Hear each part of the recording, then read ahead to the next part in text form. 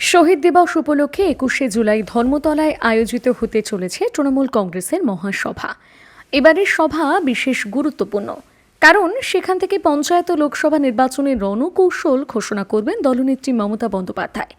সেই লক্ষ্যে রাজ্য জুড়ে শুরু হয়েছে জোর প্রস্তুতি।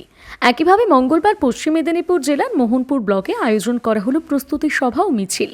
মোহনপুর ব্লক তৃণমূল কংগ্রেসের উদ্যোগে আয়োজিত এই কর্মসূচিতে নেতৃত্ব দেন দাঁতনের বিধায়ক বিক্রম চন্দ্র প্রধান, জেলা যুব তৃণমূল সভাপতি নির্মাল্য চক্রবর্তী, রাজ্য তৃণমূলের সাধারণ সম্পাদক প্রদ্যুৎ ঘোষ, জেলা মহিলা তৃণমূল সভানেত্রী মামনি মান্ডি সহ অন্যান্য নেতারা।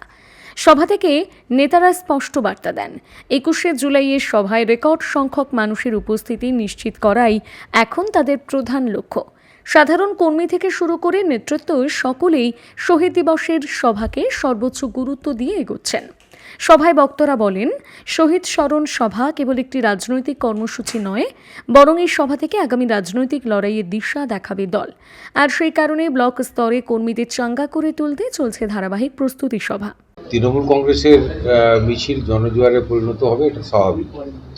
কারণ বাংলার মামাটি মানুষের সরকার যেভাবে জনমানসে বিপদে আপদে থেকে শুরু করে সবসময় তৃণমূল কংগ্রেস মানুষের পাশে, মানুষের সাথে।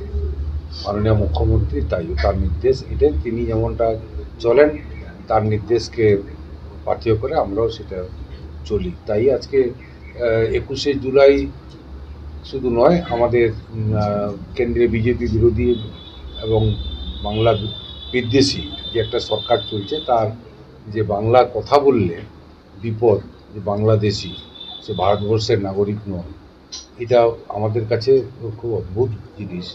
যে আমার দাঁতন বিধানসভার ৭ জন এমন মানুষ, তাকে পুলিশ লকআপে রেখেছিল উড়িষ্যাতে, পাশের রাজ্য, যাকে আমরা বন্ধু রাজ্য বলে মনে করি।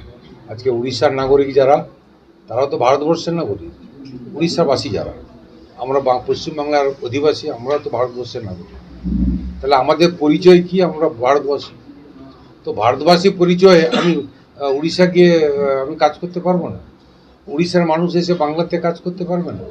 আজকে বাংলার মানুষ, বিজেপি শাসিত রাজ্য, এর আগে তো হয়নি উড়িষ্যাতে, এবারে হয়েছিল।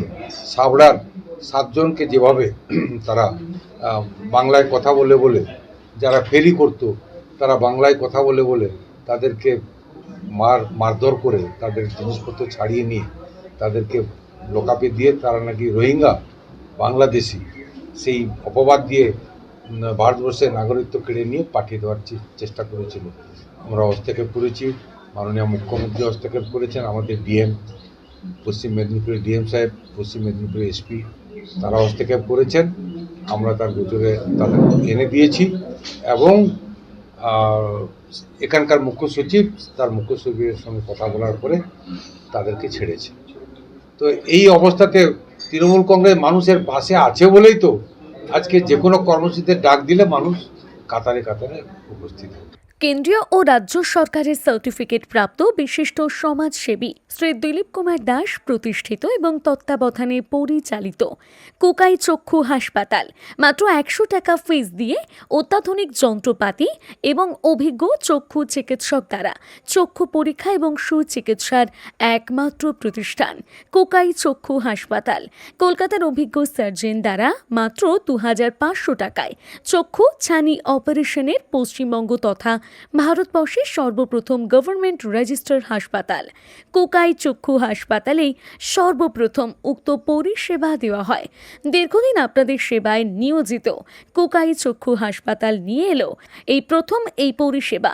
উক্ত পরিষেবা পাওয়ার জন্য যোগাযোগ করুন কোকাই চক্ষু হাসপাতাল, পাওয়ার হাউসের পশ্চিম পাশে, কেশিয়ারি, পশ্চিম মেদিনীপুর। মোবাইল 9732748132 অথবা 9734690542।